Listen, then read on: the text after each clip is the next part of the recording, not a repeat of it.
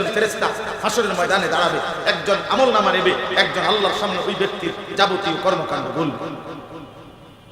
ويوم تشقق السماء بالغمام ونزل الملائكة تنزيلا। আল্লাহ তাআলা বলেছে হাসরের দিন আসমান মেঘে ঢেকে যাবে, আর মেঘের আবরণ ভেদ করে কোটি কোটি ফেরেশতা বান্দার আমলনামা হাতে ওই বান্দার সামনে এসে নেমে আসবে। তাফসীর আছে, ওই ব্যক্তি দেখবে ওই যে ওই আনিসুর রহমান, ওই যে এবারটার আমলনামা এই ফেরেশতার হাতে দেখা যায় আমার নাম। আচ্ছা, যখন এটা দেখবে সে, তখন তার কলিজাটা কাঁপ শুরু হবে। হ্যাঁ, এই মুহূর্তে আমার আমলনামা আমার হাতে দিবে, না জানি কোন হাতে দিবে। ডান হাতে দিলে তো কামিয়াব, কিন্তু বাম হাতে দিলে তো বরবাদ। হাদিসের মধ্যে আছে 3 দিন ক্ষুধার্ত থাকার পরে, এই আয়াতের তাফসীর আছে, হযরত ওমর রাদিয়াল্লাহু তাআলা আনহু তিনি 3 দিন ক্ষুধার্ত থাকার পর নবী সাল্লাল্লাহু আলাইহি ওয়াসাল্লামের সামনে 2টা খেজুর এবং একটু পানি পান করছেন। আল্লাহ নবী সাল্লাল্লাহু আলাইহি ওয়াসাল্লাম বলেন, ওয়াল্লাহি লা তুসআলু আন হাদান নাঈম, আল্লাহর কসম ওমর, কিয়ামতের দিন এই 2টা খেজুর এবং এইটুকু পানির ব্যাপারেও আল্লাহ তোমাকে জিজ্ঞেস করবে যে ওমর, আমার এই নিয়ামতের কি শুকর আদায় করেছো? হযরত ওমর সেদিন কাঁদছিলেন। তাফসীরে আছে, ইয়া রাসূলুল্লাহ, 3 দিনের ক্ষুধার্ত থাকার পরে 2টা খেজুর খাইলাম, এইটার হিসাবও দিতে হবে? আল্লাহ নবী সাল্লাল্লাহু আলাইহি ওয়াসাল্লাম বলেন, ওয়াল্লাহি লা তুসআল, আল্লাহর কসম হিসাব, আল্লাহর কসম হিসাব। وشهد عليهم سمعهم وابصارهم وجلودهم بما كانوا يعملون। আল্লাহ বলে, বান্দা, তোমাদের কান, তোমাদের চোখ এবং ওয়াজুলুদুহুম, সারা দেহের চামড়া, তাহলে আমাদের সারা দেহ চামড়া দিয়ে ঢাকা, সারা দেহ তোমাদের জিন্দেগীর যাবতীয় কর্মকাণ্ড সম্পর্কে আমি আল্লাহর সামনে সাক্ষ্য দিই। শাহিদা ইয়াউমাইদিন তুহাদ্দিসু আখবারাহা, তোমাদের পায়ের নিচের জমিন, তোমাদের সারা জিন্দেগীর আচরণ আমি আল্লাহর সামনে বলবো। আহাসিবান নাসু আন ইউতরাকু আন ইয়াকুলু আমান্না ওয়া হুম লা ইফতানুন। আল্লাহ বলে, বান্দা, তোমরা কি ভেবেছো মুখে শুধু বলবা আমি মুসলমান, আর আমি আল্লাহ এমনিতেই ছেড়ে দেব, কোনো পরীক্ষা নেব না, জান্নাত দিয়ে দেব? জান্নাত এত মামুলি, জান্নাত এত সস্তা, আখিরাত এত কম দামি হয়ে গেল? আফা হাসিবতুম, এরপর বলছে আহাসিবান নাস, এরপর বলছে আম হাসিবতুম আন তাদখুলুল জান্নাহ ওয়ালাম্মা ইয়াদখুলিল্লাহু আল্লাযীনা জাহাদু মিনকুম ওয়া ইয়ালামাস সাবিরিন। আল্লাহ বলে, তোমরা কি ভেবেছো তোমরা এমনি এমনি জান্নাতে চলে যাবা? অথচ আমি আল্লাহ তো এখনো দেখলাম না আল্লাহর পথে, আল্লাহর জন্য, দ্বীনের জন্য, আল্লাহর কালিমার জন্য, নিজের ঈমান আমলের হেফাজতের জন্য কারা কারা জিহাদ ফি সাবিলিল্লাহ, আল্লাহর রাস্তায় জিহাদ করেছো কয়জন? আমি তো এখনো দেখিই নাই। এখনো তো যারা গুনাহ থেকে বাঁচার ক্ষেত্রে ধৈর্য ধারণ করেছো কয়জন? আমার হুকুম পালনের ক্ষেত্রে ধৈর্য ধারণ করেছো কয়জন? এটা আমি না দেখেই জান্নাত দিয়ে দেব?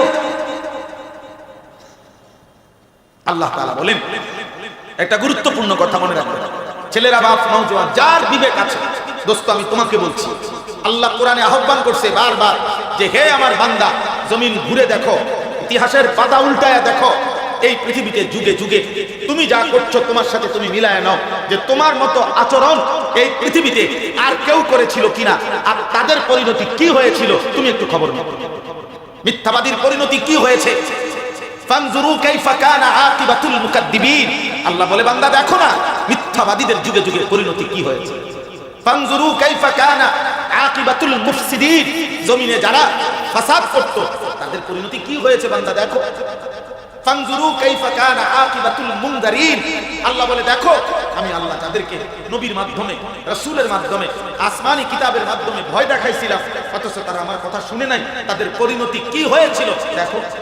ফানজুরু কাইফা কানা আকিবাতুল লাযিনা মিন ক্বাবলিহিম, আল্লাহ বলছে বান্দা দেখো তোমাদের পূর্ববর্তী নাফরমানদের পরিণতি কি হয়েছিল, তুমি খবর লাগাও। ভাইয়া, আমিও খবর নেই, তুমিও খবর নাও। ফেরাউনের কি হয়েছিল, নমরুদের কি হয়েছিল, সাদ্দাদের কি হয়েছিল, কারুনের কি হয়েছিল, ইবলিস শয়তানকে কেন বিতাড়িত করা হলো, নূহ আলাইহিস সালামের জাতিকে কেন পানিতে ডুবাইয়া ধ্বংস করা হলো, লূত আলাইহিস সালামের জাতিকে কেন জিন্দা মাটির নিচে উল্টাইয়া দাফন করে দেওয়া হলো, হযরত শুআয়ব, সালেহ আলাইহিস সালাম, এই 2 নবীর জাতিকে আসমানের ফেরেশতা বিকট চিৎকার দিয়ে কেন ধ্বংস করে দিল?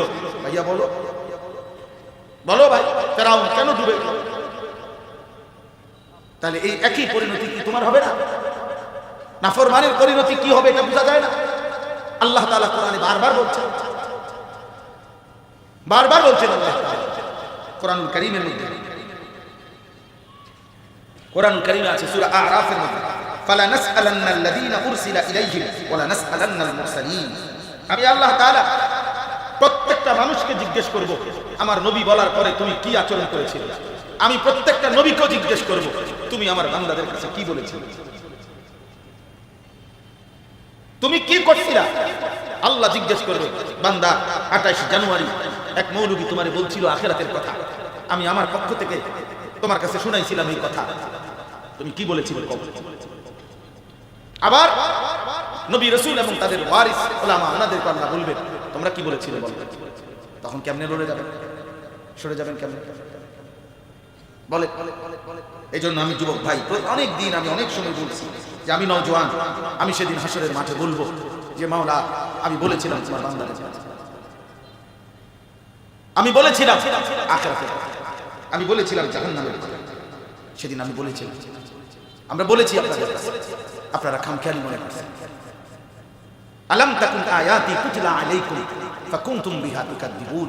আল্লাহ তাআলা বলেন আমার একটা আয়াত বান্দা আমি আল্লাহ আমার দায়িত্বে তোমার কাছে পৌঁছাইছিলাম, কিন্তু তুমি মিথ্যা বানানো করেছো, তুমি খামখেয়ালি মনে করছো, তুমি মামুলি মনে করছো, তুমি এটাকে ফাইজলামি মনে করছো, তামসা মনে করছো, তামাশা।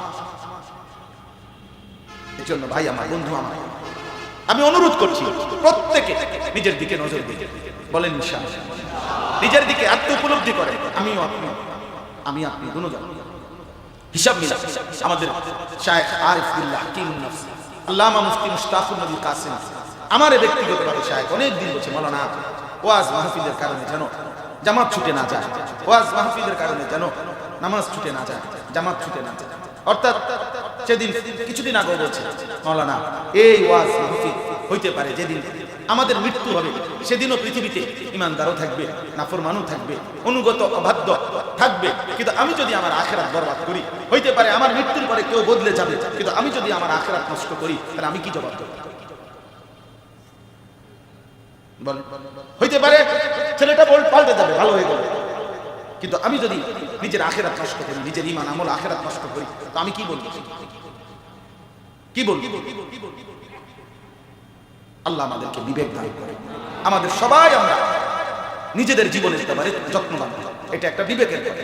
কাউকে আল্লাহ তাআলা এক যাররা ছাড়বে না। নওজোয়ান ভাই তোমাদের কথা, যেদিন থেকে আমরা প্রাপ্তবয়স্ক হয়েছি সেদিন থেকে আমাদের আমলের হিসাব চলছে। 14 বছর থেকে 15 বছর, এই এক বছরের ভিতরে একটা ছেলে সাবালক তার প্রথম মৃত্যু পায়, সেদিন থেকেই সে প্রাপ্তবয়স্ক। একটা মেয়ে 13 বছর থেকে 14 বছরের ভিতরে সে প্রাপ্তবয়স্ক হয়, তার এর মধ্যে যে কোনো একদিন মাসিক ঋতুস্রাব শুরু হয়, তখন থেকেই সে প্রাপ্তবয়স্ক। এই সমাজে এই রাষ্ট্র আইন কি বলে সেগুলো বাদ পরের কথা, কিন্তু ইসলামী শরীয়তের মধ্যে বালেগ হয় যেদিন প্রথম মৃত্যু হয় ছেলে, সেদিন থেকেই সে সাবালক প্রাপ্তবয়স্ক। ইসলামের যাবতীয় বিধান তার উপর, এবং সেদিন থেকে তার আমলনামায় নেকি গুনাহ আলাদা লেখা হয়, আলাদা লেখা হয়। এরপরের এক সেকেন্ডের হিসাব আমাদেরকে দিতে হবে, প্রতি পলক, প্রতি নিঃশ্বাস, প্রতি ঢোক পানির হিসাব আমাদেরকে দিতে হবে। সুম্মা লা তুসআলুন্না ইয়াওমাইদিন আনিন নাঈম। আল্লাহ তাআলা বলেন আমি প্রত্যেকটা নিয়ামত তোমাদেরকে জিজ্ঞেস করব। ওয়াকুল্লুহুম আতিহি ইয়াওমাল কিয়ামাতি ফারদা। আল্লাহ তাআলা বলেন কিয়ামতের দিন প্রত্যেকে আল্লাহর সামনে আসতে হবে একজন, ফারদান আই ওয়াহিদান, একজন। আমাকেই আমার রাত, আমার দিন, আমার সকাল দুপুর, আমার হিসাব আমাকেই দিতে হবে, আমাকেই দিতে হবে। 1 কোটি মানুষ রক্ত থাকুক আর 10 কোটি, কিচ্ছু আসে যায় না। কিয়ামতের দিন একাই হিসাব।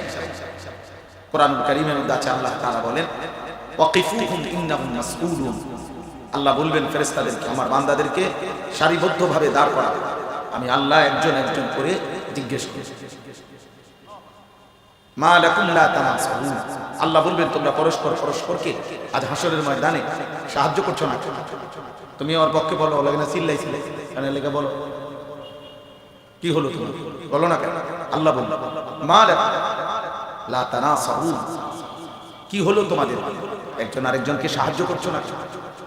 বাল হুমুল ইয়াউমা মুস্তাসলিমুন।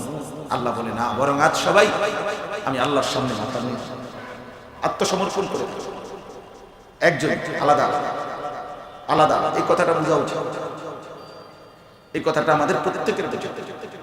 চোখ বন্ধ করে ঘুমের আগে কমপক্ষে একবার 1 মিনিট হলে আমি আপনি প্রত্যেকে কিশোর যুবক ভাই তোমরা 1 মিনিট হলো নিজের দিকে একবার খেয়াল করা উচিত।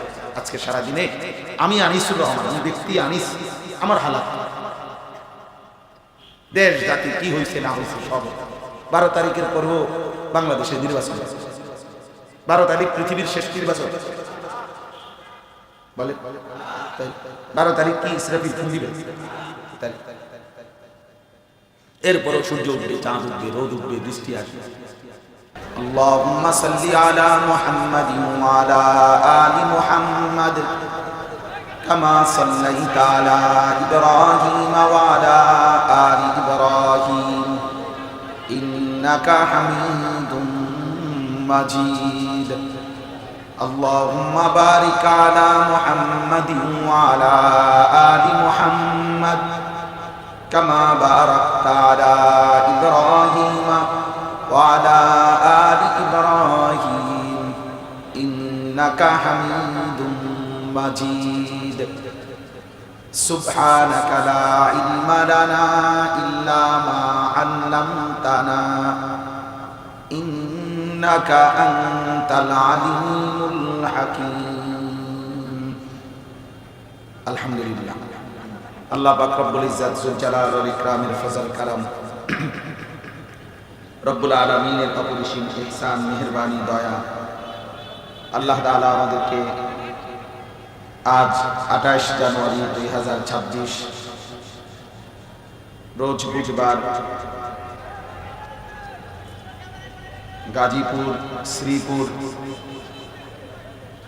মোলাইত মাদ্রাসাতুল ইলিয়াস রাহিমাহুল্লাহ তাআলা অত্র মাদ্রাসার আজকের এই 6ষ্ঠ বার্ষিক ওয়াজ ও দোয়ার মাহফিলে আল্লাহ তাআলাই আমাদেরকে আসবার বসবার আল্লাহর জন্যই জমা হওয়ার তৌফিক দান করেছেন। আলহামদুলিল্লাহ।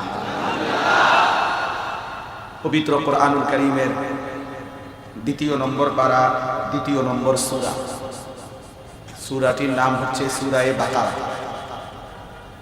সূরায়ে বাকারার 183 নম্বর আয়াত আমি আপনাদের সামনে তেলাওয়াত করেছি। ইনশাআল্লাহ অল্প একটু সময়, এইটুকু সময়ের মধ্যে আমি আপনাদের কাছে সামান্য কিছু কথাই আলোচনা করতে চাই। আল্লাহ তাআলা আমাদেরকে তৌফিক দান করেন।